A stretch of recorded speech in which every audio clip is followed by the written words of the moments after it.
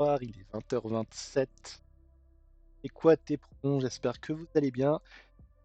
Et ce soir, pour la seconde partie, je reçois à nouveau Sabine. Comment ça va, Sabine? Salut, ça va très bien. Et je vois que tu es accompagné ce soir d'un Triceratops de compagnie, ce qui est quand même vachement badass. Oui, Il a un nom? non, D'accord, non, c'est vrai. Mes peluches n'ont pas de nom. mon Dieu. Alors déjà, tu viens On de est dire trop. mes peluches, donc c'est que t'en as plusieurs. Oui. Ok. Je ne ferai pas de vanne sur ton âge parce qu'en vrai, on a aussi plusieurs peluches. Est-ce que tu as Non, des c'est pas. requins de... Est-ce que tu as des requins d'Ikea? Est-ce que tu as des blagues? Non, non. Voilà, déçu, l'émission est terminée, je ne peux pas faire ça dans ces conditions. Non, là, comme d'habitude, hein, je suis juste en train de meubler pendant 2 minutes, le temps de confirmer que le son est bon. Et les retours de mon côté, je préfère être sûr. Euh, Pas tarder à voir le retour de chaton. On va partir du principe que c'est bon. Est-ce que tu peux juste dire quelque chose? Pas sûr au niveau d'OBS que ça se Oui, bonjour, comment ça va? parfait. On m'entend? C'est très On- bien. Tu veux que je monte on- le son peut-être? Je sais pas si tu vas à fond. Non, non, non, c'est bon au niveau du Ou je peux vumètre, on baisser aussi est, si tu on est veux. dans le... Non, non, c'est parfait, il n'y a pas de souci. Alors du coup, ce que je propose pour commencer, c'est que j'ai déjà fait la semaine dernière, mais pour les personnes qui verraient l'émission cette semaine, que tu te présentes.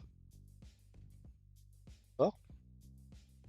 Donc, oui, bonjour, Sabine, 44 ans, femme trans. Je travaille dans l'informatique, je stream sur Twitch. Voilà. Je traîne beaucoup sur les réseaux sociaux. Oh, si peu. Un petit peu. Alors, du coup, chaton nous dit c'est nickel, la présentation c'est bon. Alors, je te propose pour commencer de faire un truc que j'ai pas fait depuis pas mal de temps, c'est le portrait chinois. Est-ce que tu connais... Salut Tigus, bonsoir à toi. Est-ce que tu connais le principe du portrait chinois? Non, ça me fait peur. Non, t'inquiète pas, t'es pas obligé de répondre rapidement. Par exemple, le portrait chinois, on a renommé le portrait chinois fiction, c'est si tu étais, par exemple, un film, quel film tu serais? Ah, je déteste. Vas-y. Bah, justement, voilà, si tu étais un film, quel film tu serais? Je sais pas du tout quoi répondre à ce genre de questions. D'accord, donc j'imagine que si je te demande si tu étais un groupe de musique, c'est pareil? Un groupe de musique? Ça serait Dépêche Mode. Oh, bon choix, Ouais. très bon choix. Et pour finir, tu vois, c'est passé très vite, si tu étais un livre.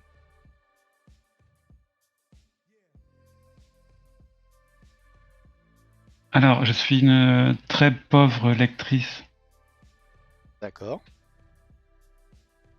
Mais allez, pour le fun, je te dirais bah, Fulgrim de Ruiz Hérésie, Warhammer 40K. D'accord. C'est vrai que du coup, je me demandais d'où venait ton nom, je pense pas que c'était ton vrai nom assigné à ta naissance. Bah, d'ailleurs, question que je ne t'ai pas posée la semaine dernière, ça va être une des rares questions sur ton parcours ce soir qui est un mais sur passion, on va dire. Mais comment t'as choisi ton nom en fait? Hein, tout simplement. Bah, j'avais pas envie de choisir un nom. Donc, je voulais que ça soit le plus possible lié au nom choisi par mes parents. Donc, c'est juste mon nom de naissance avec une lettre de différente et deux lettres inversées. Oh là, Voilà. Donc là, vous je pouvez réfléchir et il faut essayer de trouver le trouvais le nom de code. naissance. Trouvais le code. Du coup, comme tu as dit, ton salon, et je doute que personne qui regarde l'émission soit sur ton salon, ce serait très particulier. Mais ton second prénom est assez particulier. Nous en dire un peu plus. Pourquoi ce serait particulier? Non, mon second prénom, c'est Buffy, Alors, parce que j'adore cette série. est-ce que tu connais la traduction Buffy à la base? Ah, dans le film Non, non, pas dans le VF? film. En fait, le terme en général, ce qui désignait. Ah oui, c'est un nom ridicule, oui, je sais. C'est un peu C'est bibiche. c'est oui, oui, c'est le principe de la série à la base, mais moi, voilà, cette série m'a énormément marqué, donc voilà. Je pense que c'est le genre de séries qui ont un peu changé la donne au niveau des prénoms. On avait eu à l'époque Beverly Hills, il y avait eu plein de personnes qui avaient appelé leur enfant Brenda et Brandon. Il y a eu les frères Scott, et à mon avis, il y a aussi forcément des parents qui ont appelé leur enfant Buffy, euh, Je sais Xander, pas ça, je sais pas. Jack, Bichette. Bichette dans le. Dans le film en VF, ouais. Oups. Mais du coup, tiens, question bête, est-ce que tu as découvert la série avec la série ou est-ce que tu as vu le film Non, j'ai vu le film bien après. bien après? Je vois que c'est l'inverse pour moi. Découvert Ah, Buffy par le film. Pardon, Bichette. Le film qui, pour ceux qui ne savent pas, est scénarisé en partie par Joss Whedon, mais ils ont bien modifié son scénario. À la base, c'était quelque chose qui était censé être 2 tiers horreur et 1 tiers comédie. Là, ils ont fait un truc qui est à 90% comédie et 100% horreur. Ça se regarde, mais franchement, par rapport à la série, il n'y a pas de. mais c'est un film que j'aime bien quand même. Ouais, il y a des trucs Il est sympas. Il y a con, même, mais j'aime bien. il y a même des gags, assez marrants. Mais alors, par contre, ce qui est très marrant avec ce film aussi, c'est que dedans, c'est un des tout premiers rôles de Ben Affleck. Ah mon Dieu, c'est vrai qu'il est dedans. Oui, oui, oui, Oui, oui, bah ouais. oui, c'est son... Oui. C'est un de ses premiers rôles. Et ce qui est marrant également, c'est que dans une scène coupée, il y a Seth Green. Il y a Non, ça, Seth je savais Green pas. dans une des scènes coupées, en fait. Il est Où partout, Seth son. Green a joué dans la série après pendant plusieurs saisons. Mais du coup, le film est assez particulier. Du coup, ce soir, c'est un peu plus par rapport à tes passions, tout ça. Est-ce qu'au niveau des séries télé, il y a des. T'es branché séries télé ou c'est vraiment quelques exceptions, par exemple, comme Buffy? Non, je suis plutôt branché série télé, on peut dire ça. À part Buffy, qu'est-ce que tu. À part Buffy, il y a How I Met Your Mother que j'ai dû mater 1 milliard de fois. D'accord. Scrubs, Ah, il y a la suite The là, qui arrive. Office, The Office. Qu'est-ce que je mate encore en boucle That 70 Show que j'ai aussi dû mater une bonne dizaine de fois en entier. Du coup, t'as maté C'est quelques la. séries que je mate souvent en boucle.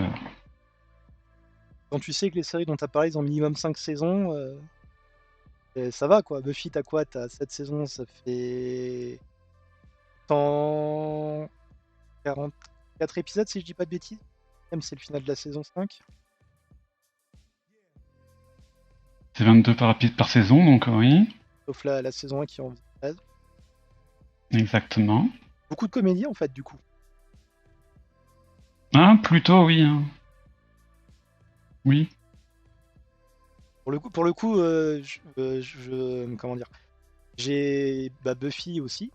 Même, et j'ai très honte, Buffy a été la série qui est arrivée juste avant, pour moi, juste avant qu'on ait accès aux moyens qu'on a maintenant pour récupérer des saisons, des trucs comme ça. À l'époque, c'était Emule, c'était Napster, et du coup, si j'ai pas pu regarder la série dans sa globalité. J'ai regardé le début, j'ai regardé le milieu, je connais la fin. Enfin, j'ai vu la fin, mais genre, c'est pas une série où j'ai vraiment regardé de l'épisode 1 à l'épisode final sans interruption, en fait. D'accord. Et Non, c'est. moi j'ai c'est- découvert l'épisode 1 à la télé. C'est avant que ça passe le samedi soir sur M6, donc ça passait, je sais plus quel jour, vers 2 heures du matin. Oh, punaise. Et j'étais jeune à l'époque, et j'avais vu dans le programme télé, parce qu'à l'époque on avait des programmes télé, Ah, ça existe toujours. la petite ligne peut-être à 1 ou 2 heures du mat, et j'ai vu la description, Ça, et j'ai ça fait, existe toujours. ça faut que je le voie. Je crois Tu que. disais un truc, désolé, je Non, t'ai je coupé. disais, il y en a toujours qui ont le programme télé. Hop, hop, Tigus qui dit de bons souvenirs, How I Met Your Mother et l'ode à l'honneur des potes, un régal à l'époque et un phénomène Barney. J'ai son bouquin d'ailleurs, le Brocode, qui est très Ouais, marrant à lire. pareil.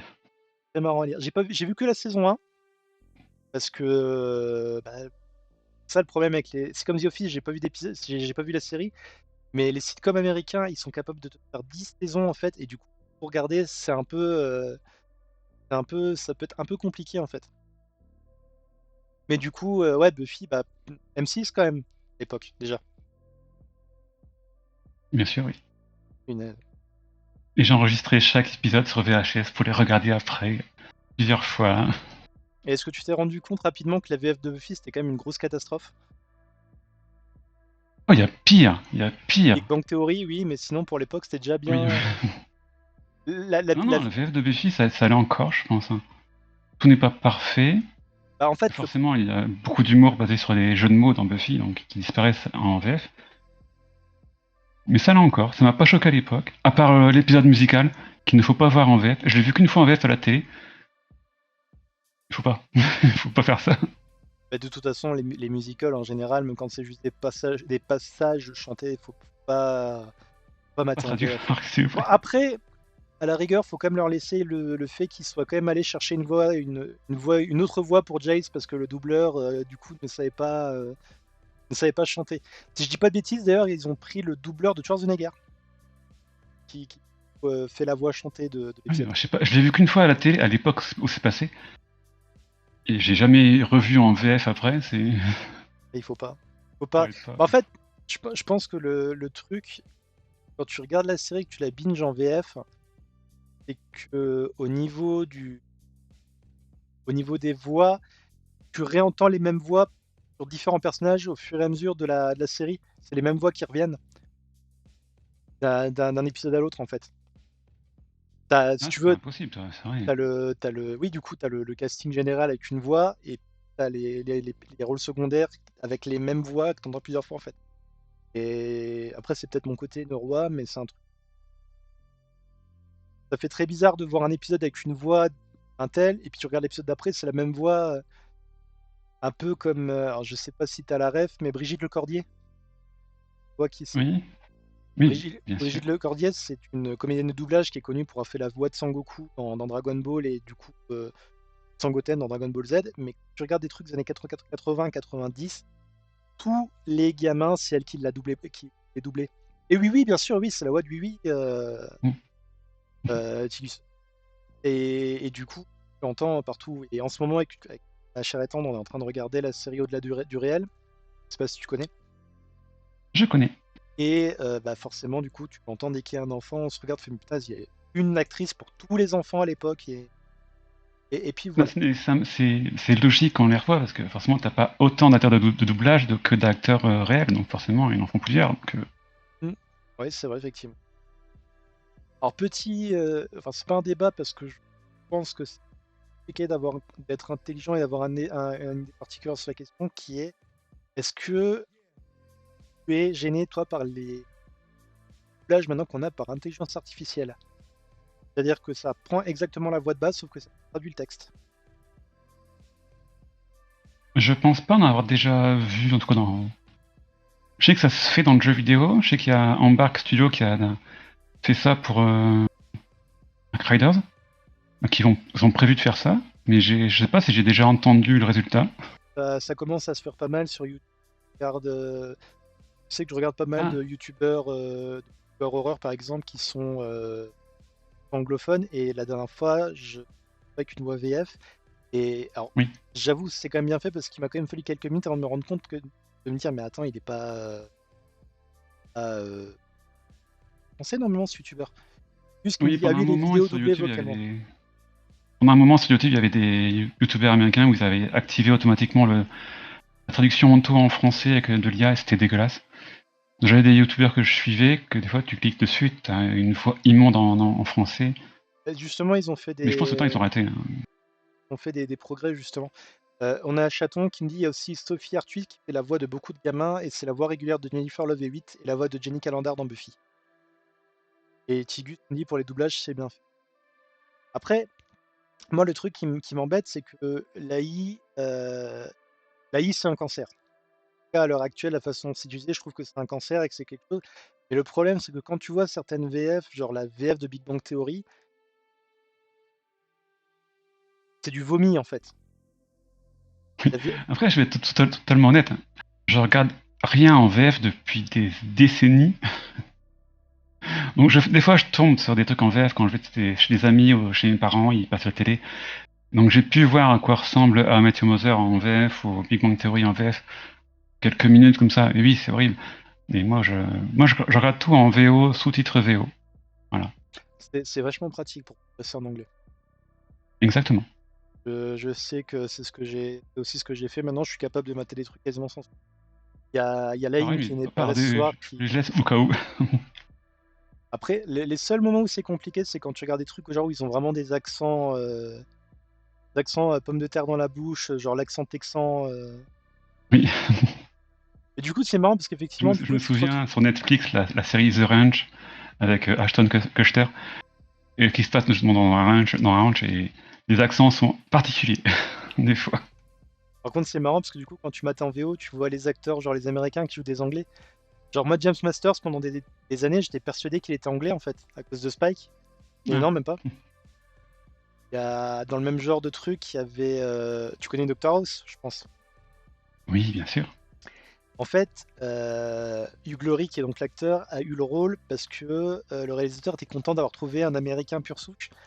Sauf que c'est l'inverse, en fait. Hugh Laurie, il est anglais. Et du coup, ça fait très bizarre quand tu regardes des séries. Là, en ce moment, je suis en train de regarder une série qui s'appelle The Night Manager avec Tom Hiddleston qui joue dans les films Marvel. Et en gros, le méchant de l'histoire, c'est Hugh Laurie. Et du coup, il parle avec sa voix normale. Et c'est très perturbant parce que du coup, c'est pas du tout la même voix que t'as habitué. T'as le même genre Mm. de truc avec. Tu vois The Walking Dead. Oui, oui. Le perso principal, donc Rick, qui est le parent de Roy Lincoln, c'est pareil. Dans la série, il prend une voix très bonhomme, très testostéroné. Et quand il parle en interview, bah, il a pas du tout la voix là en fait. Et d'ailleurs, il me semble qu'il est anglais aussi, si je dis pas de bêtises. Donc du coup, tu as aussi cette question d'accent modifié quoi. Et du coup, on a fait une petite embardée, mais du coup, toi, t'as une idée sur la question? T'es pour, contre ou pas du tout? Tu parles de quoi? De l'IA en général ou pour le Non, doublage la uniquement? traduction par intelligence artificielle de ce. Ben, ça dépend comment c'est fait. Euh, Ce qu'ils ont fait avec, je prends l'exemple d'Embark Studio pour Ark Riders, où c'est les doubleurs qui ont prêté leur voix, qu'ils ont pour ensuite pouvoir refaire des lignes de dialogue facilement. Les acteurs seront payés, sauf ils ont pas besoin de se déplacer, d'enregistrer parce qu'ils ont déjà un modèle de leur voix prêt. Mhm. Si le contrat est bien fait et que l'acteur est payé, c'est ok. Et si c'est juste pour ne pas payer des acteurs et faire des trucs dégueulasses, moins forcément. Ouais, c'est intéressant du coup, parce que tu. Alors, excuse-moi, je fais exprès un peu de t'emmener vers le terrain de la polémique, mais du coup, toi, tu penses que si les acteurs sont payés, c'est ok, mais du coup, dans un sens, ils enlèvent le salaire d'autres acteurs en fait. Ils n'ont pas Je besoin de comprends payer pas. Ah, si des acteurs anglophones, on va dire, sont, euh, sont payés pour le faire dans toutes les langues. Ça veut dire que les acteurs de doublage, comédiens de doublage qui auraient normalement fait Ah les non, voix tu parles du VF. doublage. Ah oui. Ah oui.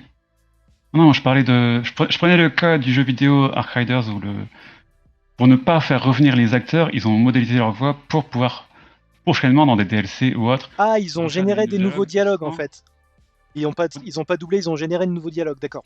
Oui, c'est pour générer des nouveaux dialogues sans faire revenir les acteurs. Donc, ils ont fait des modèles D'accord. des voix des acteurs.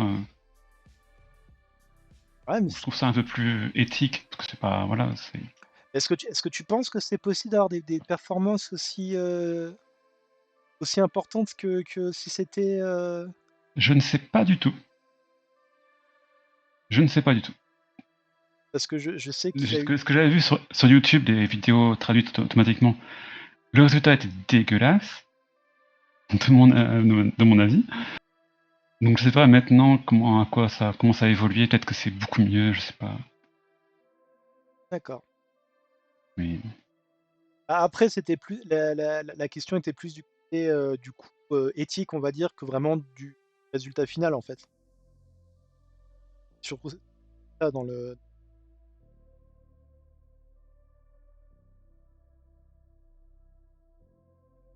Ni oui ni non. bah, Je sais pas. Et techniquement, oui, ça craint, mais j'avoue que de base, moi, je suis pas fan des doublages à chaque fois. C'est en tout cas tout ce qui est film, série télé, j'ai du mal. Ça, je trouve que même si c'est bien fait, ça colle pas. Le mixage est pas bon. C'est pas synchro avec les mouvements des lèvres. Ça se voit que la voix elle vient d'ailleurs. Donc que ça soit un humain ou une IA, ça, pour moi, j'ai pas aimé. Donc moi, je préfère avoir un humain qui parle avec sa vraie tête et sa vraie voix. C'est vrai qu'en fait, je pense que le truc qu'on a en France qui est un peu chiant, c'est qu'on a des bons comédiens de doublage, mais au niveau des adaptations, c'est vraiment pas ouf, quoi.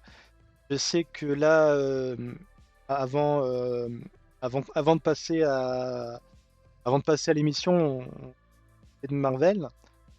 Et est-ce que tu as vu le film Deadpool et Wolverine en VF? Non, non, je regarde jamais. Cinéma, j'ai D'accord, toujours en VO. Chez moi, c'est toujours en VO. d'accord. Bah, pour te donner une idée, dans le film Deadpool et Wolverine, mini spoil, je vais parler de l'apparition d'un personnage, mais bon, d'un autre côté, le film est déjà sorti et c'est pas un spoil très important. Mais il y a Gambit, et en fait, Gambit est cajun, donc il a une façon de parler qui est bien particulière. Ah ouais, ils ont changé ça, oui. En VF, ils le font parler comme un genre chevalier de la Renaissance, machin et tout. Voilà. Ok. Ou, dans le même genre d'idée, il y a le film Spider-Man, en VF, c'est Spider-Man New Generation, donc Spider-Man Into the Spider-Verse. Dans le film, il y a le Scorpion. En VO, il est doublé par un acteur, je ne sais plus le nom, mais c'est un acteur latino. Et en VF, il est doublé par un footballeur, même pas par un comédien. Et le boulot du footballeur est tellement catastrophique qu'ils ont changé, pareil, le personnage maintenant s'exprime comme quelqu'un qui serait pas vraiment très, comment dire, je vais pas utiliser le terme retardé, parce qu'il est, mais voilà, tu vois le truc, tout ça, parce que le comédien de français, enfin le comédien, le joueur de football à deux balles qu'ils ont pris pour faire la voix n'était pas doubleur en fait, donc ils ont fait de la merde pour pouvoir s'adapter au doubleur qui faisait le truc. Donc voilà. Ok. Donc du coup, série télé plutôt comédie. Rebombe en Ouais, arrière. comédie et du fantastique. Oui. Je suis pas trop drame, j'avoue. Ah, Tout ce qui est trop sérieux, c'est pas trop mon truc, mais ouais. t'as grandi avec la génération trilogie du samedi soir, du coup, en fait. Bah, c'était ça, c'était X-Files, c'était Stargate, c'était ce genre de choses. C'était bien à Mais je l'époque où il suis y un avait petit aussi. peu resté dans le truc là. Il y Mais pareil, au a... cinéma, tout ce qui est film, c'est plutôt de fantastique et horreur des fois, et science-fiction, voilà. que tu Truc es de au geek. courant que W9 avait essayé de refaire la trilogie du samedi soir? Non, Et non. Pareil pour la télé, je n'ai plus de télé depuis très longtemps. d'accord, bah du coup, alors on va jouer à un petit jeu. Si vous l'avez sur le chat, le dites pas. Si vous savez pas, vous pouvez essayer de participer. À votre avis, pourquoi la trilogie du samedi soir n'a pas marché sur W9? Pourquoi? Tigus me dit il n'y avait pas Buffy dans la trilogie. Si, si, il me semble que c'était parmi les premières séries qui étaient dans la trilogie d'abord. Je crois que t'avais genre le caméléon. T'avais le caméléon, t'avais Charme des Buffy, je crois. Il me semble que c'était ça. Après, il y a d'autres séries qui sont arrivées, qui ont pris la place et tout, mais il me semble que la version originelle, c'était ça. Du coup, Sabine, essaye de deviner, d'après toi, pourquoi ça n'a pas marché. Je sais pas, moi, c'était pas au soir, c'était au matin? Non, c'est con, ils ont continué à garder l'appellation trilogie samedi soir, sauf qu'ils le passaient le mercredi soir. D'accord, j'aurais dû dire ça, c'était plus logique. Oui, en effet. C'est- Intéressant. Oui, très, très intéressant comme concept, hein. Du coup, la génération 90, Dorothée aussi à l'époque, quand t'étais gamine? Comme tout le monde, oui, évidemment. Comme ceux qui avaient une télé en tout cas. Voilà. Non, mais à l'époque, j'avais une télé. C'est plus tard que j'ai arrêté.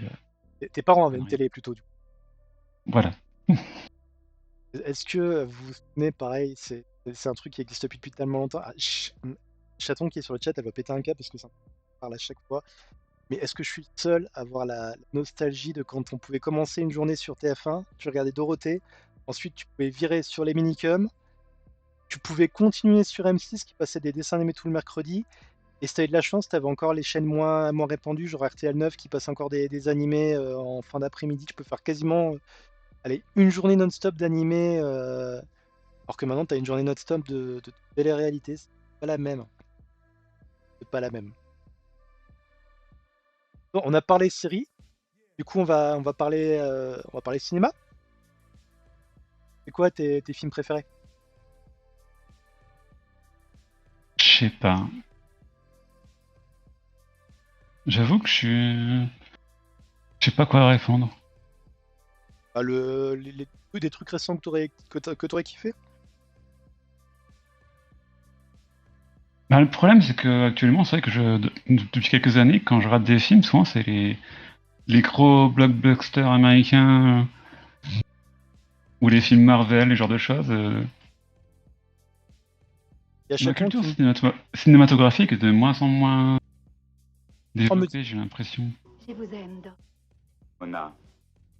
bienvenue à Musique Guitare qui follow, ça fait très plaisir, merci à toi.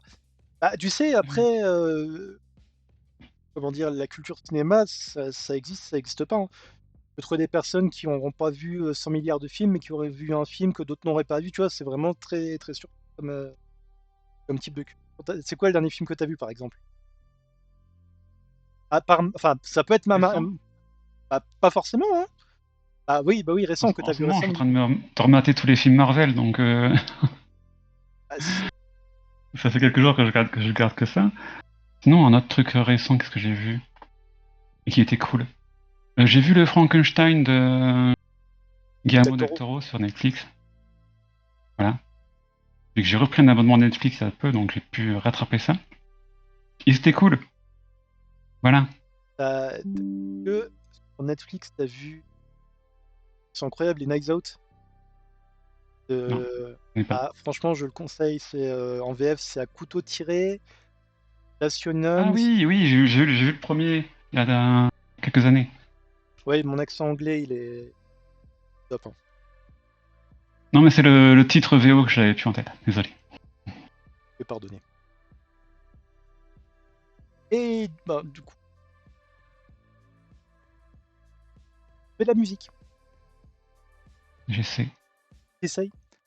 Que du coup, Oui. là, ça fait 2 semaines qu'on va derrière toi, le clavier.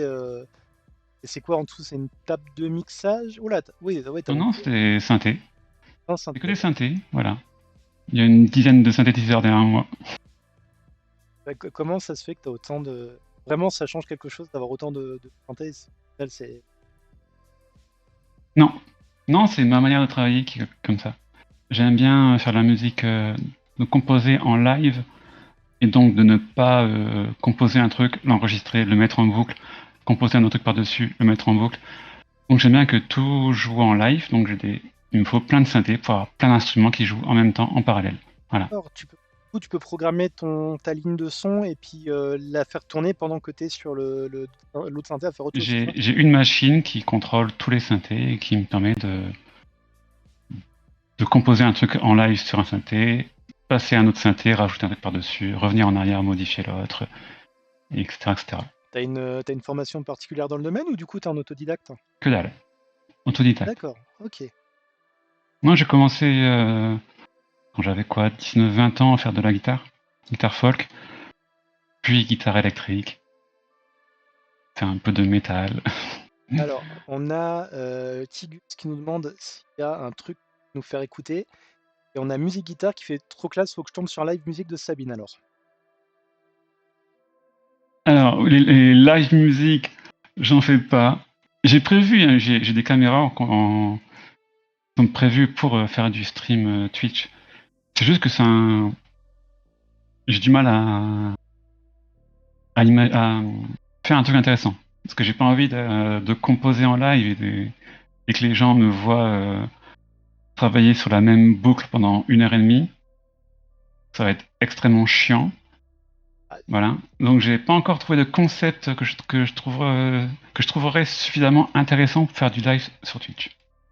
en vrai, même bosser 1 heure et demie sur la même partie, je trouve pas. Après, c'est peut-être le côté neurotypique qui parle, mais bah, ça quand même intéressant en fait. Après, moi Je sais perso, pas, tu parles à quelqu'un qui fait des live écriture de temps à autre, qui est pas forcément le truc le plus palpitant non plus. je sais pas, moi je trouverais pas ça super intéressant et pas très interactif aussi. Voilà, donc D'accord, d'accord. Et du coup, comme Tingus demandait, est-ce que tu peux nous faire écouter quelque chose, mais t'as peut-être pas moyen de. Du coup, t'as peut-être pas le matériel pour pouvoir nous faire écouter en.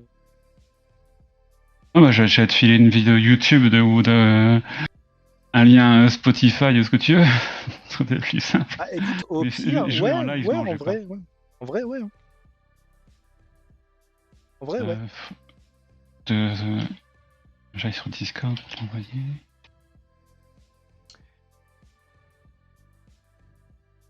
C'est pas prévu. Voir comment je peux faire ça, parce que le problème, c'est que avec mon réglage d'OBS, je vais pas forcément pouvoir. Attendez. Hop, hop, hop. Je vais faire ça rapidement pour éviter de perdre l'image à la caméra.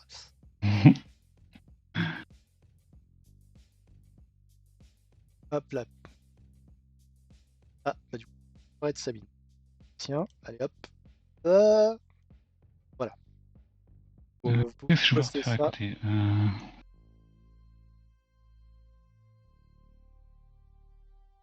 Je recherche désespérément les anciennes sorties.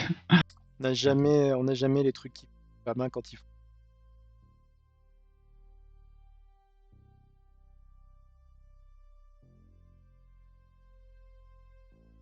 Bon, sinon, tu sais quoi, t'embête pas. Ce que je ferai, c'est que tu auras le temps de chercher ce que tu veux, et puis on postera dans le.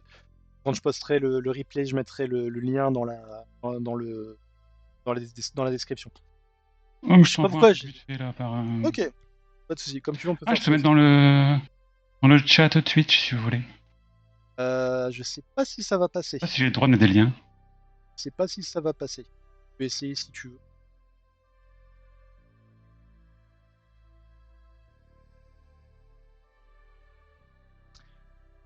Hop là. Ah bah si, Ouais, ça a marché. c'est passé. C'est passé. Voilà. Bon. Voilà, J'espère c'est un que exemple. si vous êtes un scammer et que vous êtes sur le chat, s'il vous plaît, ne postez pas de lien, s'il vous plaît. Je vous demande. Donc voilà.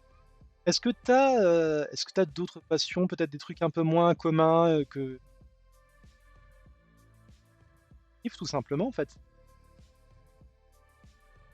Non, bah si, je peins des figurines Warhammer.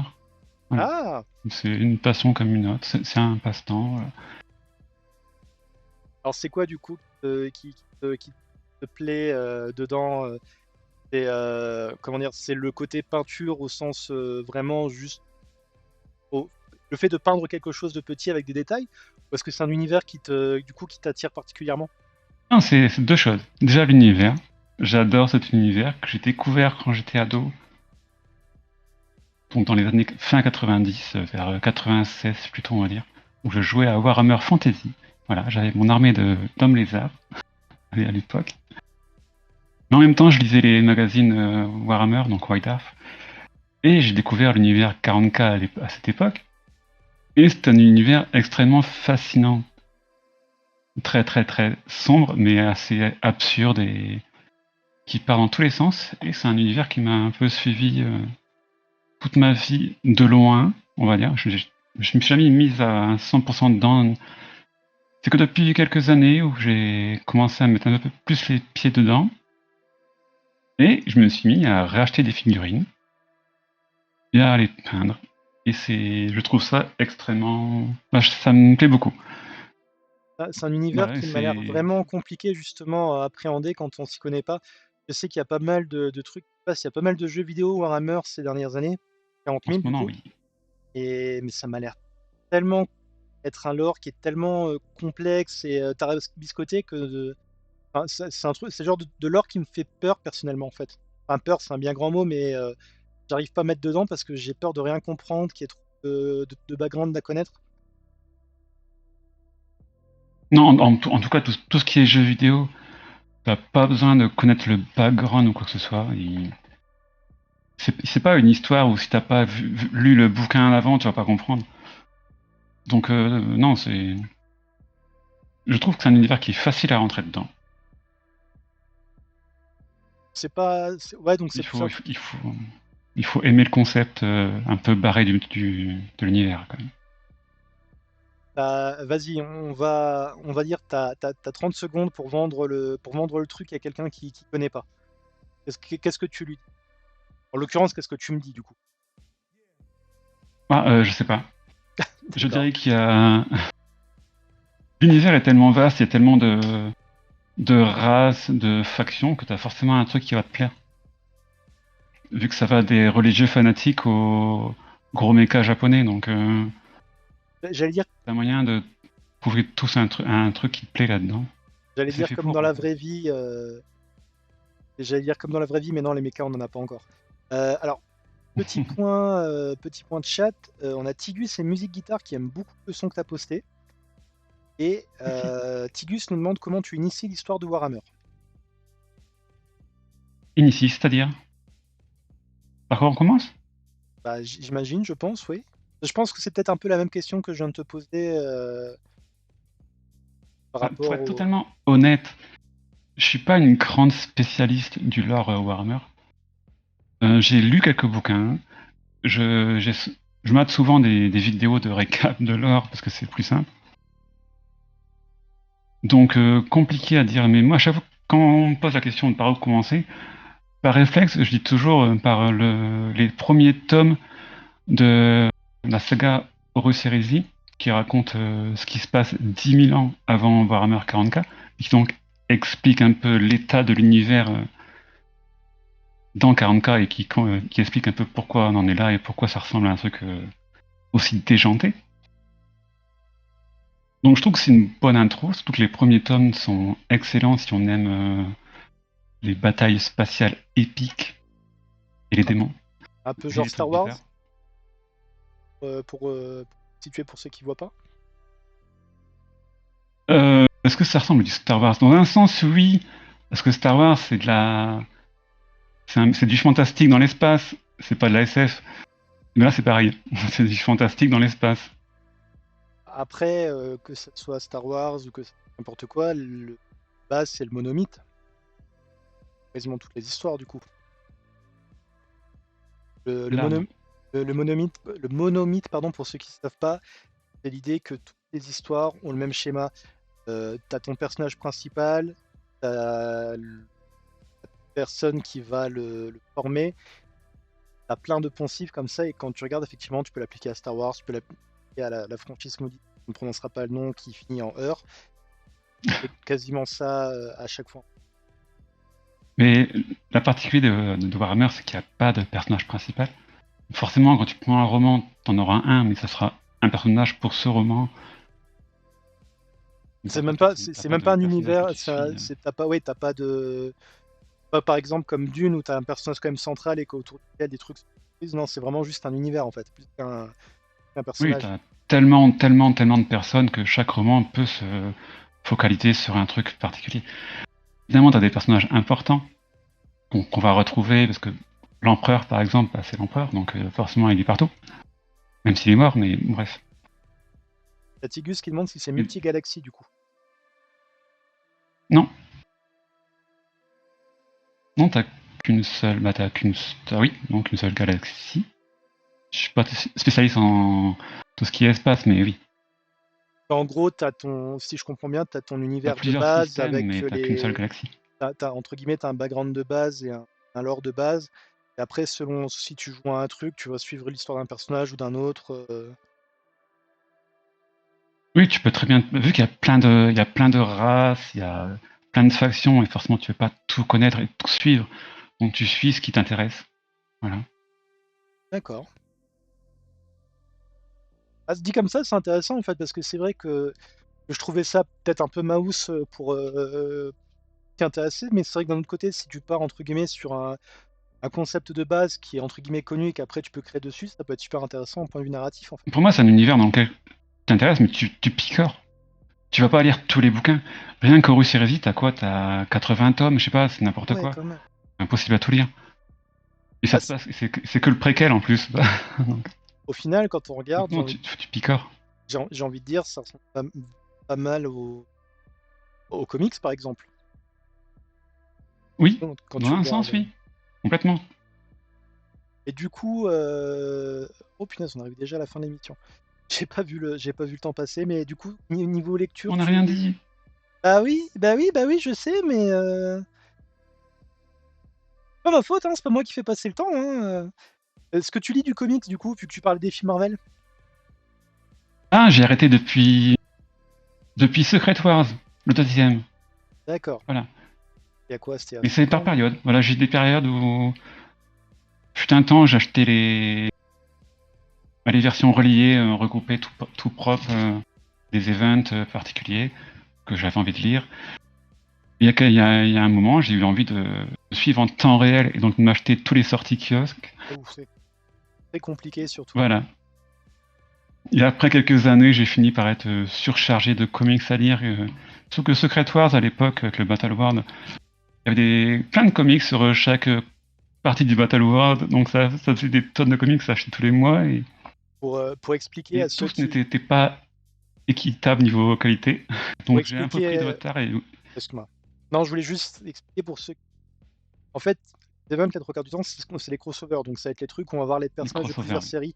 Mais ce qu'il faut savoir, c'est que la façon dont c'est fait a changé avec le temps.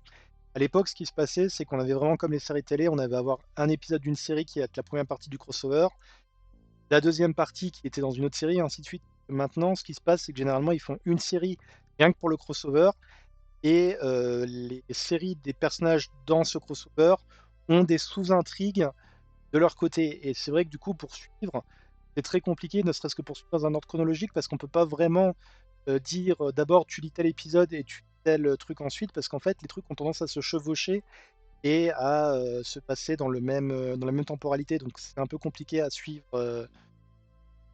À suivre euh, alors, c'est très con parce que du coup j'allais poser la dernière question de la soirée, mais Tigus ça fait une réflexion qui est intéressante, qui me dit, vu les références à Ark Raider, j'imagine Sabine est gameuse aussi. On n'a pas fini les passions,